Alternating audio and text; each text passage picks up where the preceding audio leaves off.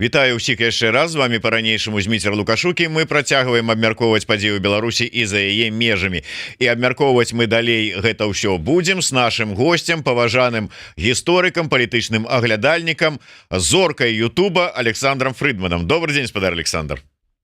Добрый день, спадар Зміцер, вітаю. Ну, я не просто так сказал, вы, конечно, зорка эфираў Еўрарадыо, але і паглядзеў ваше вялікае інтэрв'ю ў праграме ТОК выдатна.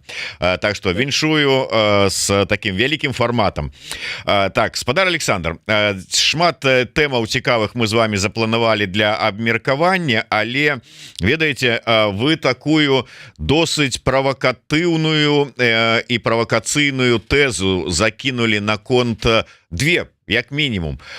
Першае, давайте пачнем з таго, што нават калі б здарылася сёння такая неверагодная сітуацыя, што і Украіна і Захад пагадзіліся б на тыя мірныя ініцыятывы, умоўна мірныя, ці дакладней на тыя умовы па замірэнні, якія выставіў Путін, то ўся гэтая мір ва Ўкраіне на умовах Путіна вельмі не на карысць і не даспадобы Лукашэнку. Чаму так? Мне падаецца, што сапраўды гэта не тое, што у Лукашэнкі выклікала захапленне, і мы нават ускосна пацверджанне гэтаму тэзісу бачылі у апошнія дні ў беларускай дзяржаўнай прапагандзе, калі гэтыя тэзісы Пуціна ў пятніцу з'явіліся, беларуская дзяржаўная прапаганда іх зразумела падхапіла. Ну, як яны ж фактычна філіял расійскай дзяржаўнай прапаганды. Але яны, у адрозненне ад сваіх расійскіх калегаў, якія актыўна іх прасоўвалі ў пятніцу і ў суботу і ў нядзелю, асабліва ў кантэксце канферэнцыі ў Швейцарыі, у Беларусі ўсё было куды больш стрымана, і нават афіцыйных выказванняў то не было, каментарыяў амаль не было, Лукашенко не выказаўся, беларускі МЗС не выказаўся. І гэта менавіта ў такой сітуацыі, калі Лукашенко там давно з'яўляецца, так бы мовіць, прамоўтарам расійскіх ідэй. Хто заклікае Украіну да перамоваў на расійскіх умоваў? Хто заклікае Захад да таго, як ён прыслухаўся да Пуціна, і хто падкрэслівае, што з Пуціним можна і нават трэба размаўляць? Гэта ўсё рабіў Лукашенко апошнім часам, но было б лагічна, каб Лукашенко таксама гэтыя тэзы пачаў прасоўваць, асабліва ў кантэксце швейцарскай канферэнцыі. Нічога такога не было. Канешне, гэта толькі ўскосна сведчыць пра стаўленне Лукашенко, але мне прадаецца, што логіка рэжыма, яна выглядае прыкладна так. Ну, давайте сабе уявім, што гэтыя тэзісы Пуціна, гэтыя прапановы Пуціна, яны будуць сапраўды імплементаваны. Гэта азначае на практыцы капітуляцыю Украіны фактычную, і таксама адначасова ў пэўнай ступені і капітуляцыю Захада. У гэтых умовах Пуцін дасягне сваіх галоўных мэтаў альбо прамежкавых мэтаў ва Ўкраіне. Што ж тычыцца Лукашэнкі, то выразны плюс, канешне, у тым, што верагоднасць вайны, верагоднасць таго, што Беларусь у гэтую вайну уключыцца, менавіта уключацца, беларускія войскі, тэрыторыя Беларусі яшчэ раз будзе выкарыстана, баявыя дзеянні будуць перанесены на тэрыторыю Беларусі, канешне, верагоднасць гэтага змяншаецца. Але у астатнім, і вось тут пачынаюцца сапраўдныя для Лукашэнкі праблемы. На дадзены момант той статус-кво, які зараз склаўся, ён Лукашэнку, мне падаецца, цалкам задавальняе. Геапалітычны вес Беларусі падвысіўся, ціск Расіі эканамічны пераважна, ён не такі ўжо моцны, нават наадварот, Беларусь уключана ў расійскую ваенную эканоміку, і ў пэўным сэнсе гэта дае дадатковыя імпульсы для развіцця беларускай эканомікі. Эканамічна ад гэтай вайны на дадзены момант, канешне, ёсць непрыемнасці з санкцыямі, але ўсё ж таки ёсць Расія, якая гатовая Лукашэнку гэтыя праблемы кампенсаваць. І тое, што ў Расіі зараз няма фактычна такіх жа надзейных іншых саюзнікаў, вымушае Расію, нягледзячы на ўвесь кантроль над Беларусю, які яны здолелі выбудаваць, але ўсё ж таки да Лукашэнкі ставіцца асцярожна, выконваць яго пажаданні, асабліва ў эканамічным накірунку. Так што ў гэтым сэнсе для Лукашэнкі сітуацыя досыць спрыяльная. Геапалітычная вага ў пэўным сэнсе падвысілася, расійская ядзерная зброя размешчана, Лукашенко заяўляе пра тое, што ён міжнародны гулец, но ён так не ўспрымаецца ў свеце, але ён імкнецца павысіць свой геапалітычны вес. Калі гэта ўсё скончыцца, Калі вайна скончыцца на расійскіх умовах, ну тады у Пуціна з'явяцца новыя прыярытэты. Прыярытэт дальнейшае адбудавання так званай саюзнай дзяржавы з уключэннем Украіны ў гэту саюзную дзяржаву, далейшае паглынанне і Украіны, і Беларусі. Ну і эканамічная цікавасць да Беларусі і палітычная цікавасць у пэўным сэнсе знізіцца. То бок прэферэнцый для Лукашенко будзе менш, ціску будзе больш. Адмахнуцца ад гэтага ціску будзе цяжка. Адносіны з Захадам, нават у выпадку замірэння на умовах Пуціна, яны не палепшацца. Гэта будзе тая ж жалезная заслона. Можа, нават у найгоршым варыянце. То бок, калі гэта падсумаваць, то мы бачым, што плюсаў для Лукашэнкі, пазітыўнага ў Лукашэнкі, у гэтым замірэнні на расійскіх умовах няшмат. Можа, і з гэтым і звязана тое, што Лукашенко і яго прапаганда вельмі стрымана адрэагавалі на прапановы Пуціна.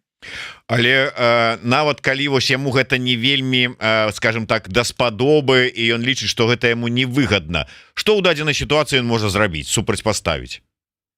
Ён у гэтай сітуацыі амаль нічога не можа зрабіць. Ён тут не адыгрывае, ён адыгрывае пасіўную ролю. Ён у гэтым сэнсе ён выканаўца расійскіх загадаў. Ён досыць умела гуляе на супярэчнасцях, на пачуццях расіянаў, на патрэбах расіянаў. І таму імкнецца найлепшае выцягнуць з сённяшняй сітуацыі для сябе. Калі сітуацыя геапалітычна будзе змяняцца, калі сапраўды будуць нейкія дамовы паміж Захадам і Расіяй, то Лукашенко толькі застаецца спадзявацца, што яго запросяць за стол перамоваў. Пакуль гэта так не выглядае. З Лукашенкам ніхто, уласна кажучы, размаўляць не збіраецца. І для этого Лукашэнкі таксама вельмі непрыемны сцэнарый, калі размаўляць пра лёс Беларусі будуць, у прынцыпе, Расія і Захад. А менавіта гэтага і жадае Пуцін. Бо Пуцін жадае выразна размеркаваць зоны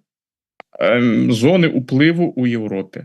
Вось чаго ён хоча. Ён хоча ад Захаду перамоваў, каб дамагчыся таго, чаго ён жадае, прасоўванне расійскага ўплыву. Ну там можна далей працягвацца спекуляцыямі, што яму канкрэтна патрэбна. Ну тое, што мы пакуль бачылі, гэта хутчэй ўсё ж таки так вяртанне да сітуацыі 91-89 году 20-го стагоддзя ў Еўропе з вывадам войск НАТО з усходняй часткі кантынента, з прызнання зонаў уплыва расійскіх і іншае. Вось чаго ён хоча. Калі гэта будзе прызнана, ну фактычна ён будзе таксама і Захадам афіцыйна прызнаны ў якасці уладара Беларусі. Ну Лукашенку гэта не даспадобы. Ён хацеў бы захаваць па магчымасці і нават яшчэ і пашырыць уласную самастойнасць.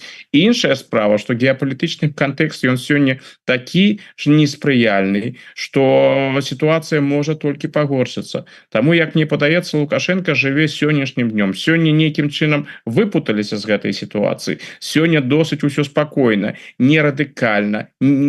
Такога радыкальнага пагаршэння становішча няма. Уцягвання. Беларусь не стала яшчэ часткай вайны у гарачым сэнсе гэтага слова. Яна ўжо даўно частка, у тым сэнсе, што Расія уцягнула ў вайну.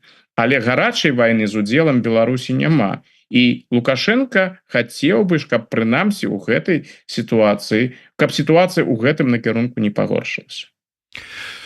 У гэтым аспекце мы яшчэ гэтую краіну закранем, але вось менавіта ў гэтым аспекце міра на умовах Пуціна, увогуле можа быць швейцарска, гэта вот канферэнцыі мірнай, роля Пекіна, роля Китая і вот Лукашенко ў гэтай кантэксце гэтым якое значэнне мае?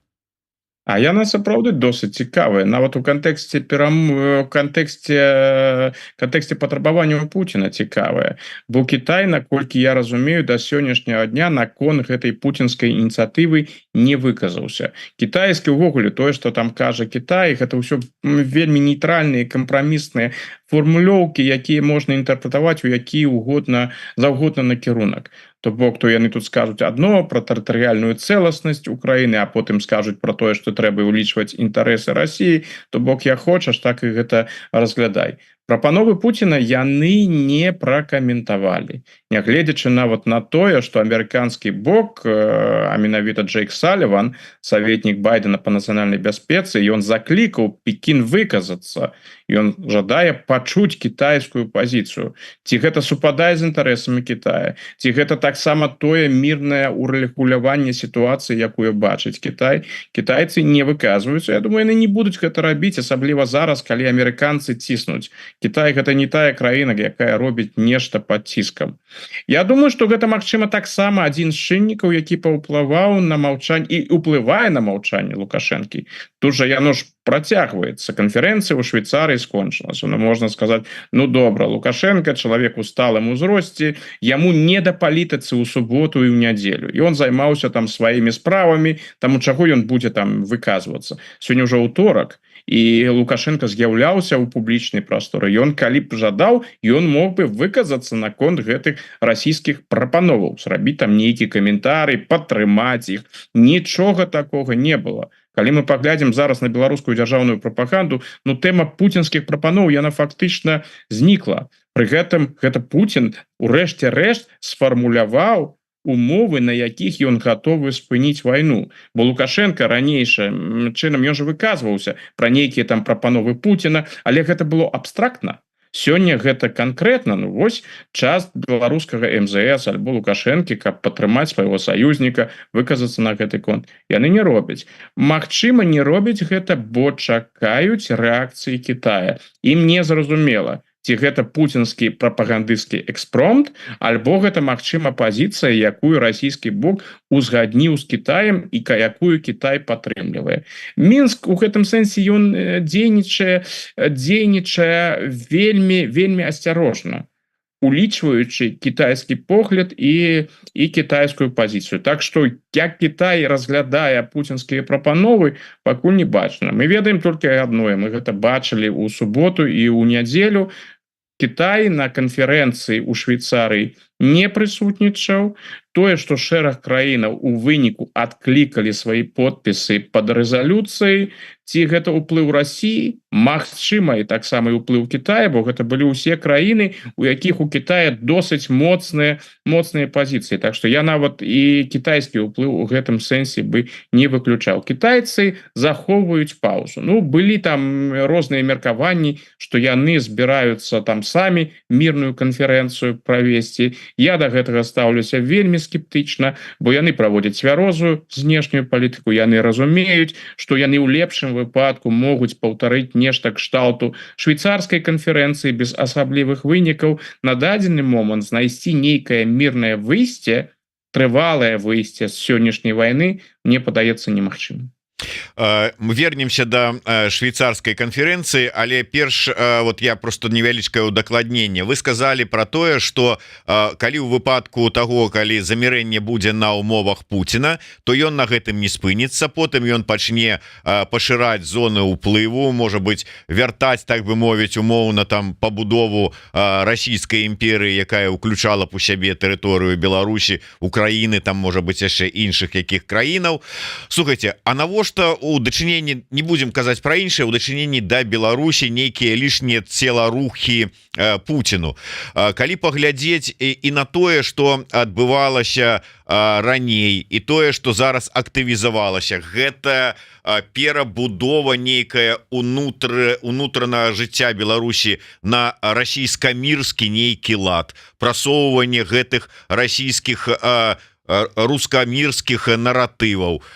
Зараз размова ідзе пра тое, што пад куратарства Масквы паступова пераходзяць усё больш і больш розных дзяржаўных устаноў, структур, пачынаючы ад там губазіка на чале з рускамірцам Бедункевічам і працягваючы там рознымі там Мінінфармам, ідэалагічнымі управленнямі адміністрацыі Лукашэнкі, і ўсё, і гэтак далей, там гігінцы, шпакоўскія гэтыя самае палітычныя самелье і ўсе астатнія вот этыя вот вычварэнцы. Ліцэй, БДУ, імя Дзяржынскага і гэтак ўсё далей. Так на што ім? Яны паступова вот так вот ціхай сапай вот эту так званую, як там это самае, культурную рэвалюцыю правядуць сваю і перабудуюць свядомасць на рускіх. Навошта нейкія там яшчэ лішнія целарухі рабіць?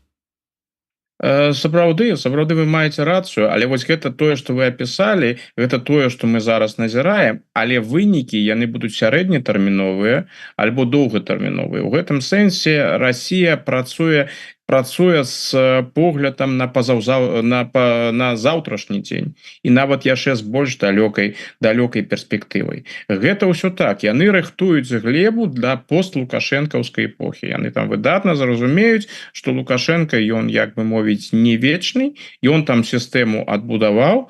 Калі Лукашенко ў нейкім чынам сыдзе, фізічна сыдзе, не будзе ў стане больш выконваць свае абавязкі. Ну тут можна розныя сцэнарыі сябе уявіць, калісьці гэта безумоўна ж адбудзецца. Вось у гэты дадзены момант з пункту гледжання Расіі гэтая сістэма не павінна ляснуцца, павінна спрацаваць усё, што яны зараз напрацоўваюць, і каб ужо канчаткова паставіць, так бы мовіць, Беларусь там пад свой кантроль, у якой форме, ці больш шчыльная інтэграцыя альбо уступленне ў расійскую федэрацыю. Ну тут магчымы розныя сцэнарыі. Гэта то, над чым яны працуюць. Ці разумее гэта Лукашенко? Ну, канешне, разумее. Ці падабаецца яму гэта? Не ўпэўнены, што яму гэта падабаецца. Лукашенко ўсё ж такі пры ўсёй сваёй прыхільнасці да Расіі ён заўсёды улічваў свае ўласныя інтарэсы. Галоўнае для Лукашэнкі гэта ўлада. Страчваць уладу, нават нейкія кавалкі ўлады, страчваць уладу над грамадствам, страчваць уладу над наратывамі, гэта для Лукашэнкі вельмі непрыемная гісторыя. Таму ён па сваіх магчымасцях, тыя магчымасці, якія захаваліся, а яны насамрэч досыць абмежаваныя, ён імкнецца яшчэ гэтую уладу ў сваіх руках трымаць. Зараз, вось у дадзены перыяд, як яно зараз ідзе, Расія не зацікаўлена ў пагаршэнні адносінаў з Лукашэнкам. Ён адыгрывае важную ролю ў іх геапалітычных канцэпцыях, яны выкарыстоўваюць яго ў гісторыі з ядзернай зброяй. Ніхто не выключае, што яны паспрабуюць паўтарыць агрэсію ў украінскім накірунку з тэрыторыі Беларусі, альбо нават будуць праводзіць нейкія акцыі супраць Латвіі, Літвы і Польшчы з тэрыторыі Беларусі. Лукашенко патрэбны ім у міграцыйным крызісе і гэтак далей. То бок зараз у нейкіх канфліктах, дадатковых канфліктах з Лукашэнкам яны не зацікаўлены. Яны зацікаўлены хутчэй у гарманічным супрацоўніцтве з ім. І вось пакуль гэта ўсё так адбываецца, яны спакойна працуюць на будучыню. Лукашенко з другога боку кантралюе пераважна ўнутрыпалітычнае становішча ў Беларусі. Яго ўлада не знаходзіцца пад пытаннем, пытанні нейкага трансферу, змены Лукашэнкі і іншыя ў Расіі яны увогуле не абмяркоўваюцца. Пакуль гэта ўсё звязана, канешне, з той геапалітычнай сітуацыяй і з вайной.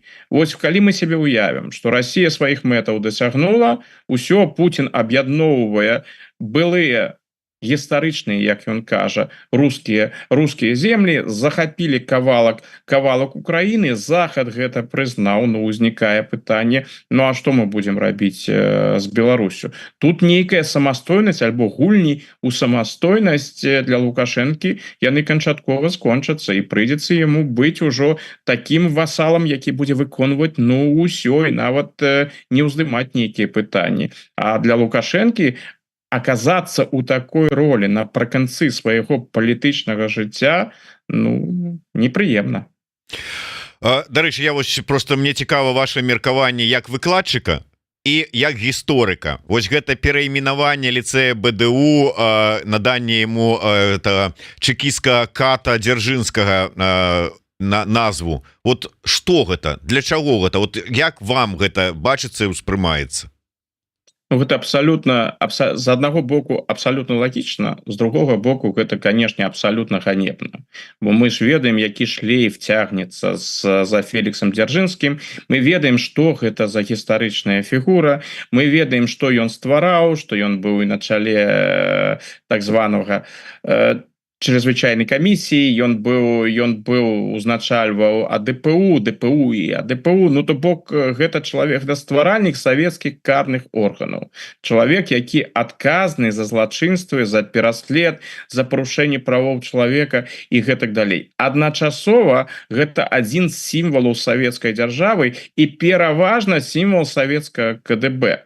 Гэта ж вядома, у савецкія часы розныя установы звязаныя з КДБ, напрыклад вышэйшая, ну тут розныя можна прыклады прыводзіць, і вышэйшую школу КДБ у Москве імя Фелікса Дзяржынскага, і той же клуб, які да сённяшняга дня, клуб КДБ, які ў Беларусі у Мінску па-ранейшаму існуе, які таксама носіць імя Фелікса Дзяржынскага і гэтак далей. Такіх прыкладаў сапраўды было багата. Калі гэта ізноў выходзіць на паверхню, калі гэта адбываецца ў 24 годзе, калі тыя людзі, якія прымаюць гэтыя рашэнні, дакладна ведаюць, хто такі быў Дзяржынскі, яны не карыстаюцца савецкім. Ну, яны, канешне, жывуць у савецкіх мітах, гэта зразумела, але ж інфармацыі наконт дзейнасці Дзяржынскага яе багата.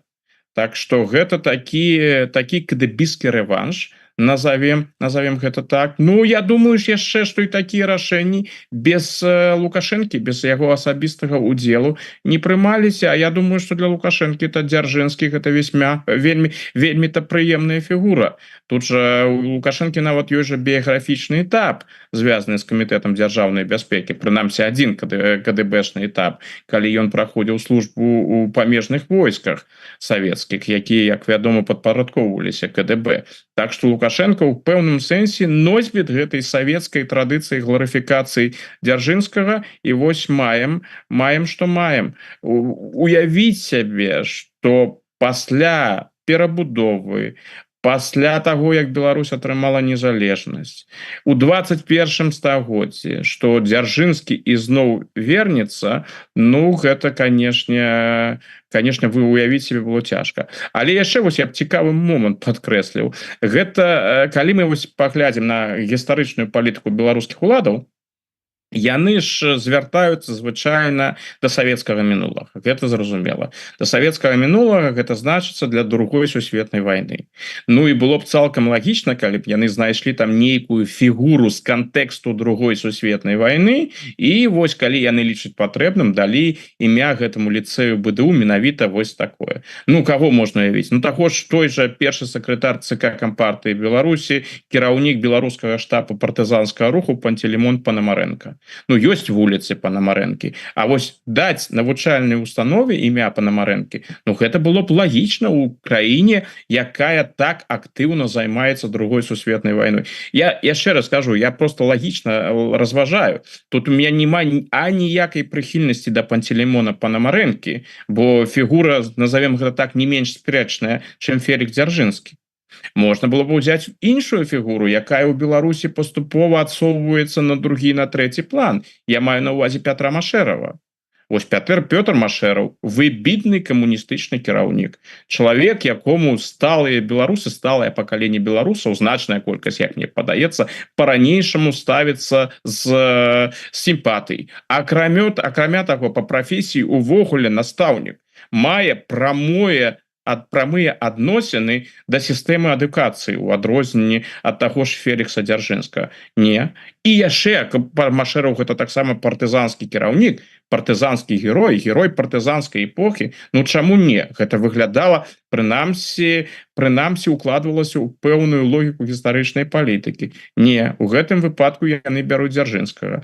Ну, напэўна, у вышэйшых эшалонах улады хтосьці асабліва прыхільна ставіцца да Фелікса Дзяржынскага, і таму прымаецца, ну, такое абсалютна абсурднае рашэнне. Мы з вами пачалі размову з таго, што, скажем, за мірна ва ўкраіне на умовах Пуціны гэта было б дрэннае і невыгаднае для Лукашэнкі. І увогуле, калі паглядзець на іншую сітуацыю, але якая б яна сталася дрэнная да Лукашэнкі, што па выніку ён бы быў вымушаны пайсці на перамовы з Захадам, а можа нават з дэмакратычнымі сіламі Беларусі. Не адзін раз мы закраналі гэтую тэму, і была тэза такая, што ён з ні з кім з дэмакратычных сілаў гаварыць Лукашенко не будзе, бо яны для яго ніхто, гэта, маўляў, ён лічыць, што это не яго ўзровень, хто такія там Ціхановская, там Латушка ці яшчэ хто-небудзь, ён з імі гаварыць не будзе. Тым не менш, вы сказалі, што калі ўсё ж таки такая патрэба і сітуацыя ўзнікне, то адзіны чалавек з дэмакратычных сілаў Беларусі, з кім Лукашенко будзе гаварыць і можа гаварыць, гэта Пазняк. І узнікае пытанне, ўсё ж таки першае, што гэта можа быць за такое супадзенне фактараў, што за змена сітуацыі, якая прымусіць Лукашенку кантактаваць з дэмсіламі, і чаму менавіта Пазняк? Ну, да Пазняка я звярнуся. В прынцыпе, я хацеў бы толькі трошки удакладніць. Я зараз патлумачу сваё меркаванне, усё ж таки трошки удакладніць. Ну, гаворка не ішла там пра нейкія канкрэтныя перамовы, а гаворка ішла пра тое, з кім з дэмакратычных сілаў Лукашенко увогуле мог бы размаўляць. Вось гэта размаўляць не значыць весці нейкія перамовы. Той же Лукашенко, напрыклад, некалькі гадоў таму ён жа заклікаў да сябе раптам тагачаснага рэдактара «Народнай волі», апозіцыйнай газеты Іосіфа Сярэдзіча, і яны размаўлялі. Так што я хутчэй меў на ўвазе вось такія размовы, абмен меркаваннем. Не, ну тут зразумела, яны даўнія знаёмыя. Там, як там Лукашенко сказаў, ён вучыў Сярэдзіча газету рабіць у свой час, як толькі «Народная воля» узнікала.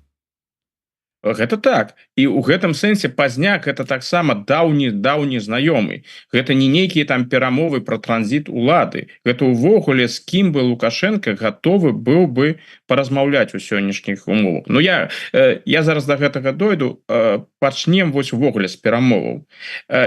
І я зраблю такой маленькі гістарычны экскурс у найноўшую беларускую гісторыю. Міграцыйны крызіс 21 году, калі заходні бок не жадаў размаўляць з Лукашенком. То бок, ну што з ім размаўляць? Відавочна, гэты чалавек нічога не вырашае, у яго жахлівая рэпутацыя, за ім стаіць Пуцін, навошта мы будзем размаўляць з Лукашенком, калі ёсць гаспадар? І яны сапраўды размеркавалі ў 21 годзе міграцыйны крызіс першапачаткова вырашыць менавіта з Пуціным. Таму і Меркель Пуціну тэлефанавала, яны размаўлялі, што рабіў Пуцін? Пуцін, хаця з сённяшняга пункту гледжання, хутчэй за ўсё, ён і тады быў асобай, якая удзельнічала ў арганізацыі гэтага міграцыйнага крызісу, а можа нават і галоўная асоба, якая яго замовіла. Што казаў Пуцін? Не, ну мы ж не маем да гэтага ніякіх адносінаў. Вось ёсць чалавек, якім у беларускім кантэксце трэба размаўляць. Гэта Лукашенко.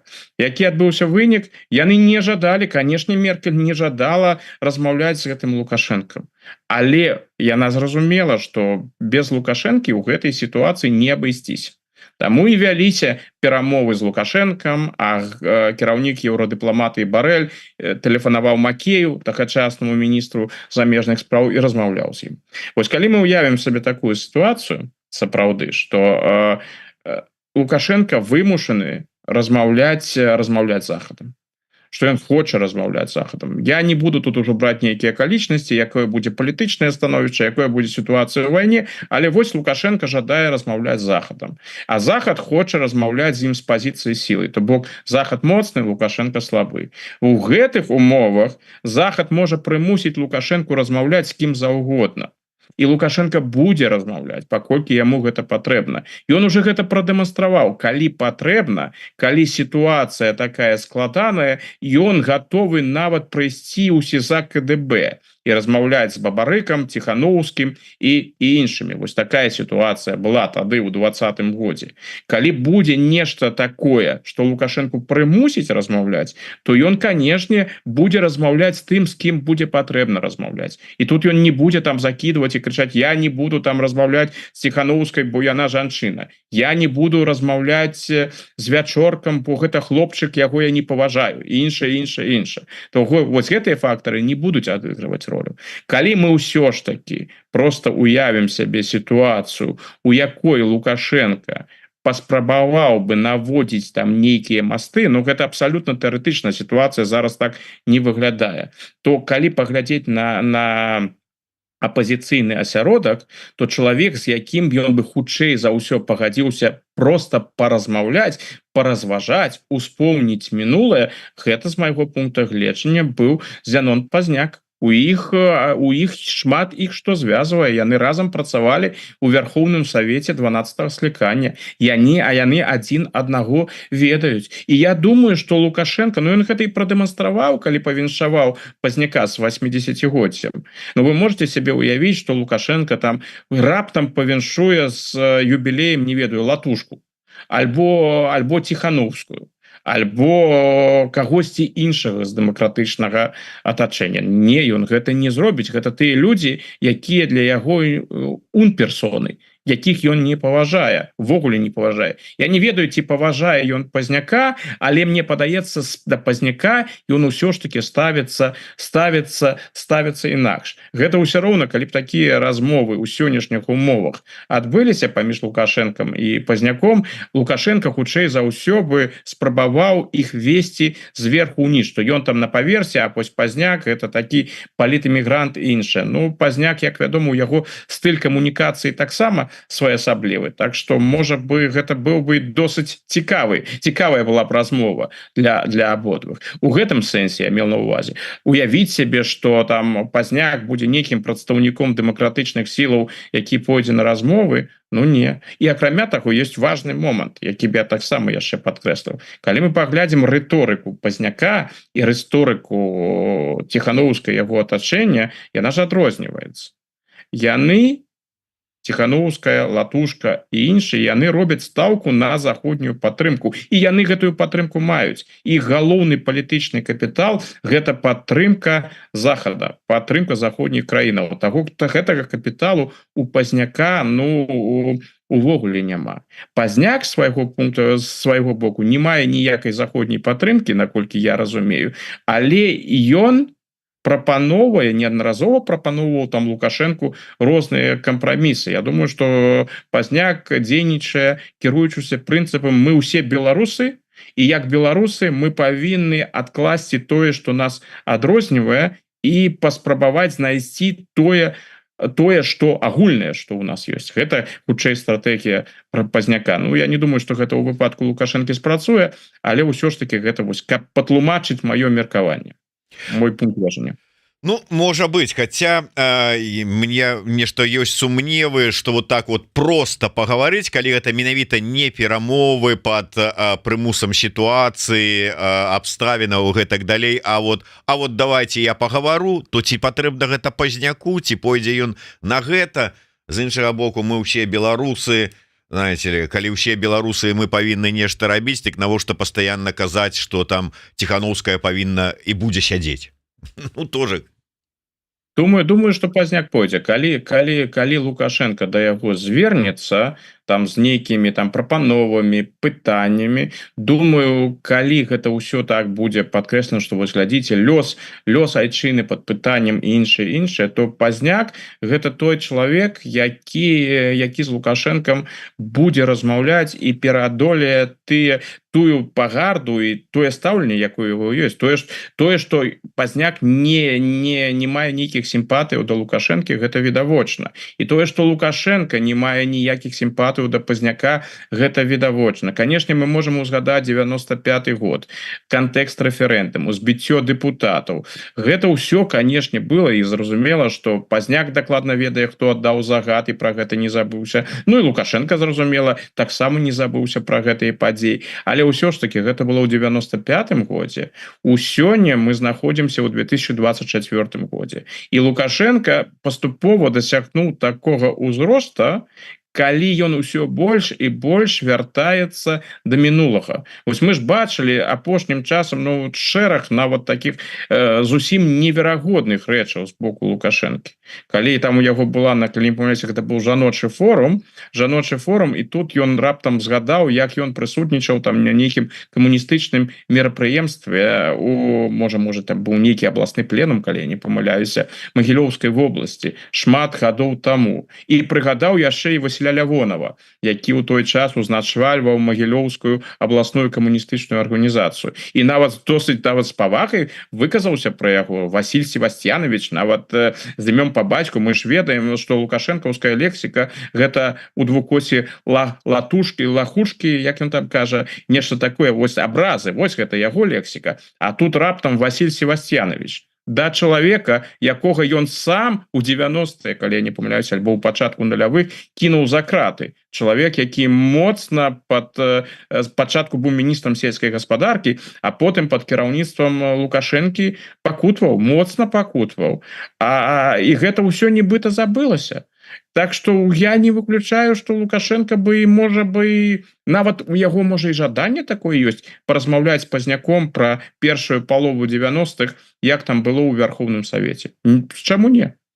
Ну да, чаму? Просто Лукашенко ж памятае тое, што ён хоча памятаць і ўспрымае тыя падзеі, як ён зараз іх бачыць. А так, да, там же ж былі нават і мітынгі адпаведныя, дзе разам стаялі на вуліцы і Пазняк, і Лукашенко. Фота ёсць. Але ладно, што будзе, то будзе, побачым. Можа быть, сапраўды будет очень интересно убачыць бы такую размову і дыскусію.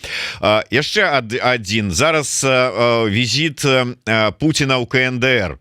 Вы написали, что дамова об усеаб'емлющым стратэгічным партнёрстве паміж подпісаная Путиным і Інам гэта добрая навіна для Лукашэнкі. У чым? Ну, сёння у нас такі эфіры атрымліваецца, што там толькі добрыя навіны для Лукашэнкі, но можа там у далейшым все будзе пагаршацца і для Лукашэнкі. Што тычыцца гэтай гісторыі з гэтым візітам Пуціна? Ну, мы ж ведаем, што Паўночная Карэя, яна знаходзіцца, ну, пад кантролем, гэта перабольшвана, але пад вельмі моцным уплывам Китая. Китай, гэта, так бы мовіць, тая краіна, праз которую Паўночная Карэя выбудоўвае сувязі са знешнім светом. Там мала што палітычна адбываецца без таго, каб гэта было пацверджана і падтрымана Кітаем. Так што відавочна, сённяшні візіт Пуціна ў Паўночную Карэю, ён не мог атрымацца і не мог выглядаць так, як ён выглядае, каб кітайцы на гэта не пагадзіліся, каб яны гэта не падтрымалі. Нават сёння мы ж гэта пабачылі. Вельмі такі, дарэчы, цікавы момант наконт расійскай мірнай у двукосе пуцінскай ініцыятывы яны не выказаліся, кітайскі МЗС, але візіт Пуціна яны адразу пракаментавалі.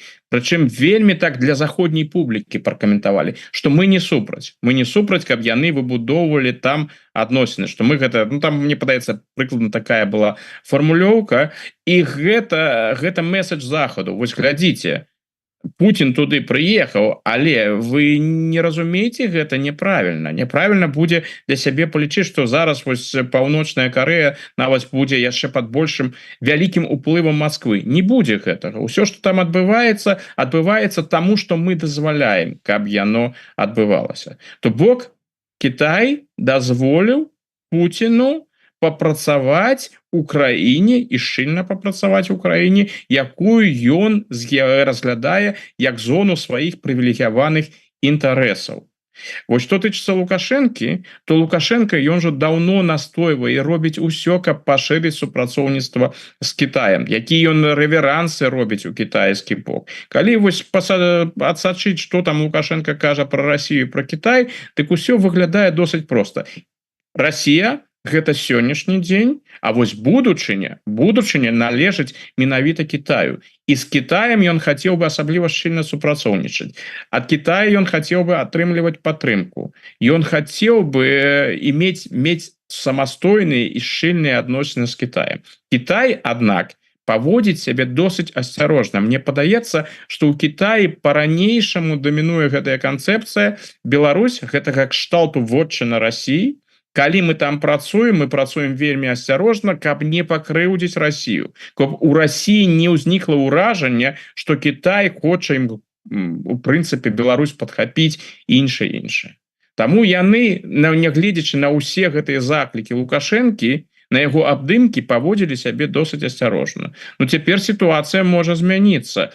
Калі Расіі дазваляецца так актыўна працаваць у паўночнай Карэі. Мы, конечно, яшчэ паглядзім, якое там будзе супрацоўніцтва, што яны атрымаюць ад паўночнай Карэі, будуць там ракеты, можа нават будуць нейкія спекуляцыі на гэты конт, ідуць паўночна-карэйскія добраахвотнікі, якія з'явяцца на расійскім фронте. Мне гэта падаецца малаверагодным, але побачым. То бок, калі Россия можа такое стратэгічнае актыўнае супрацоўніцтва дазволіць сябе з паўночнай Карэяй, чаму ж Кітай не можа тое ж самае зрабіць з Беларусю, якая фактычна з'яўляецца кшталту паўночнай Карэі Расійскай Федэрацыі. Так што ў гэтым сэнсе Лукашэнкі зараз ёсць магчымасць чакаць новых імпульсаў з кітайскага боку. Магчыма, яны будуць. Яшчэ одна навіна такая беларуска-расійская. Я читаю навіну про тое, что міністр замежных спраў России Сергей Лавров наведае Мінск с афіцыйным візітам 24-25 чэрвеня. Ну и думаю, чаго ж ён тут вот ляціць? Перачытываю, что ён там будзе. Значит, візит хоть и носіць статус афіцыйнага, прыўрочаны до 32-й гадавіне установлення дыпламатычных адносінаў паміж Москвой и Мінскам. Ну, конечно, падзея такая, что вот больше няма чым Лаўрову заняться, каб вот ляцець на 2 дні азначаць гэтыя падзеі. Ну, там, правда, будуць сустрэчы с Лукашенком, с Качановой, с Олейником и гэтак далей. Думаю, ну, боже мой, ну что ж там такого, вот, что уже Лаўрову няма чым заняться, справ іншых няма, вот каб такой вот бязглуздзіцай. А потым у самом конце читаю на мове оригинала: по итогам переговоров планируется подписание совместного заявления об основных задачах внешнеполитического измерения союзной интеграции. Перакладзіце мне, калі ласка, на нормальную мову, что это означает? Ці нема тут нечага такого не вельмі прыемнага для беларускага суверэнітэта? Ну, конечно, лаўроўскую мову перакладаць гэта досыць складана. Ну, мне падаецца, тут два чыннікі ёсць. Першае тое, што знешняя палітыка ў гэтай так званай саюзнай дзяржаве будзе пераважна вырашацца Расійскай Федэрацыі, галоўныя вектары Расійскай Федэрацыі вырашацца будуць Расійскай Федэрацыі.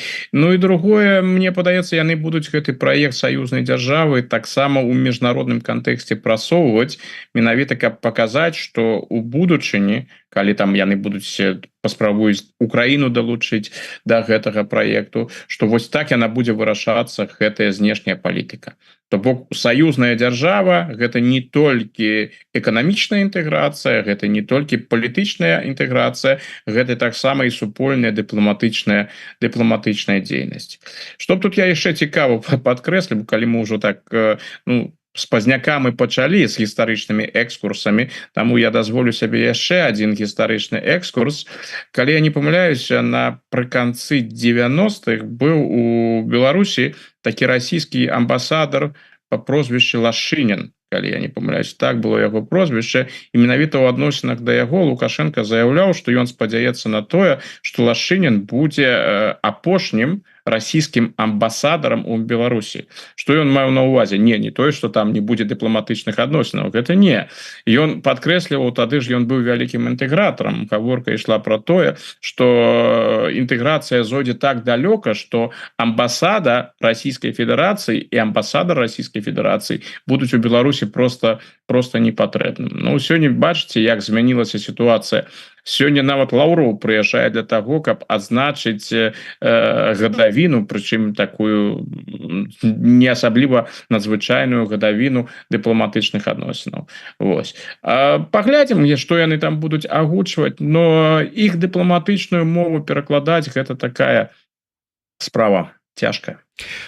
Ну і на завяршэнне закранем яшчэ одну тэму, нашу з вами любимую: Лукашенко і евреі. Карыстаючыся тэрміналогіяй Лукашэнкі, ён на гэтую сваю тэму, звязаную з еврэямі, плявузгаў і даплявузгаўся нават да таго, што адмянілі канферэнцыю в Ізраіле,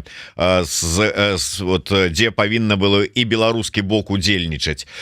Як вы ввогуле, што вот та самая, что стаіць за этим нейкі, это сапраўды антысемізм, что вот за этим стаіць? Вот ён не разумее, столько ж кажуць, такі дасведчаны палітык, такі вопытны, такі вось вот ужо ж сабаку з'еў ужо на этих адносінах, ну ведаеш, что плявузгаць, а что не плявузгаць, навошта вот это несці?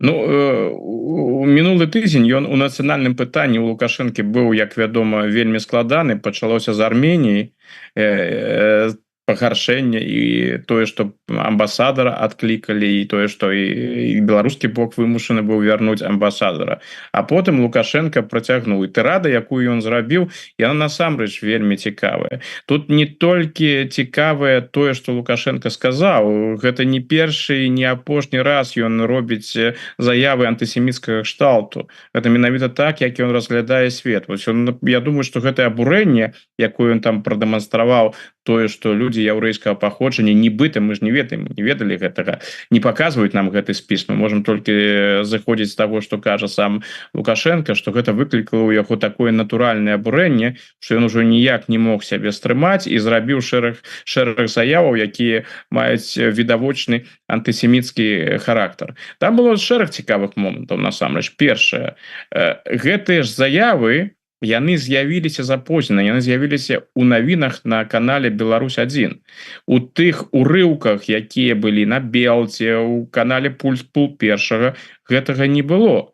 То бок, калі б хтосьці не вырашыў нам гэта паказаць увечары, мы не даведаліся, напэўна, што Лукашенко там рабіў такія заявы. Можам сябе толькі ўявіць, што б мы даведаліся, калі б нам гэтыя прамовы Лукашэнкі яго не курыўкамі паказвалі, а цалкам, як у свой час паседжанні Верховного Совета 12-го склікання, якія просто навпрост у прамым радыёэфіры перадаваліся. Было б таксама вельмі цікава. Пачулі б мы ж там шэраг абразаў, спецыфічную мову, іншай. У гэтым я ўпэўнены. То бок, першапачаткова гэтага няма, потым робіцца рашэнне гэта ўсё ж таки паказаць. Ну, тут можна, канешне, толькі паразважаць.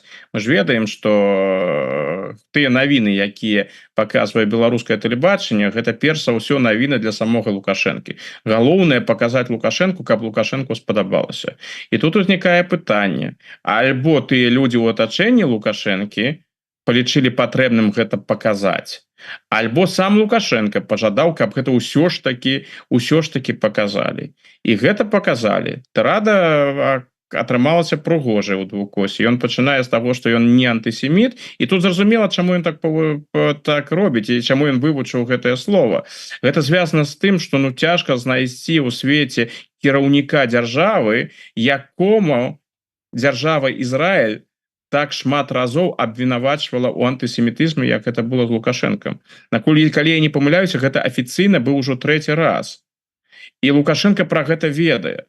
Таму ён і пачаў з гэтага: я не антысеміт, але, а потым пайшоў такі сапраўдны антысемітызм. Гэта ўжо другі момант. Трэці момант, што цікава, няма рэакцыі з Лукашэнкаўскага боку. Ну, вось глядзіце, што было. Гэта сапраўды міжнародны скандал. Пра гэта пісала ізраільская прэса, пра гэта пісалі яўрэйскія выданні на захадзе. Міністр замежных справаў Ізраіля адрэагаваў. Была нота дыпламатычная беларускай амбасадзе. То бок Лукашэнку, паставілі на месца. Паставілі на месца, напэўна, яшчэ і за тое, што калі там іншыя, больш уплывовыя, міжнародна больш уплывовыя лідары такія заявы робяць, напрыклад, той жа Путін, то калі Ізраіль рэагуе на Путіна рэагуюць асцярожна. Усе ведаюць там у Міністэрстве замежных справаў Ізраіля, што ў Путіна антысеміцкія настроі яшчэ з часоў савецкага КДБ, якія ён перыядычна паказвае, большым чынам ён не паказвае, але гэта нікога не здзіўляе. Але праблема ў тым, што гэта Расія. І Расія можа пагоршыць сітуацыю для Ізраіля. Таму на заявы Путіна, Лаўрова і іншых прыходзіцца Ізраілю рэагаваць больш асцярожна. Ну, а што тычыцца Лукашэнкі, тут ніхто сябе ўжо не стрымлівае. Калі Лукашенко нешта скажа, ён адразу атрымлівае. То бок, усё гэта прайшло. Што робіць беларускі бок? Што робіць Лукашенко? Што робіць лукашэнкаўская прапаганда? Яны маўчаць. Яны, дарэчы, маўчаць як наконт Арменіі, так і наконт ізраільскай заявы. То то бок Лукашенко на гэты конт пакуль не выказваецца, а ведаючы Лукашенку, якому мае вялікую патрэбу выказвацца на ўсе тэмы, асабліва пасля розных абразаў альбо выклікаў ва ўласным накірунку, дык Лукашенко стрымліваць сябе, думаю, цяжка яму прыходзіцца. Магчыма, яшчэ нешта будзе, і адпаведна, калі нешта яшчэ будзе дадатковы ў гэтым накірунку, будзе таксама абвастрэнне. Ці будзе Лукашенко больш уважліва сачыць за тым, што ён ідзе кажа, не будзе, бо гэта Лукашенко. Ён кажа тое, што лічыць патрэбным, і калі ён лічыць патрэбным, не гледзячы на тое, якія там будуць замежныя рэакцыі, хто там дзе і як будзе пратэставаць. Дзякуй вялікі. На жаль, трэба завяршаць нашу сённяшнюю размову са спадаром Александром. Дзякуй вялікі, спадар Александр. Да сустрэчы. Я на заканчэнне загаварыліся, не ўзгадаў адразу, але заклікаю ўсіх подписывацца на телеграм-канал Александра Фрыдмана, не забываючы, што рабіць гэта варта, калі толькі для вас гэта бяспечна, калі небяспечна, чытайце без подписки. Тое ж самае тычыцца і YouTube канала Еўрарадыо. Слухайце, глядзіце, бяспечна подписывайтеся, у любым выпадку расшэрвайце і пішыце свае каментары. Да сустрэчы, жыве Беларусь. Жыве.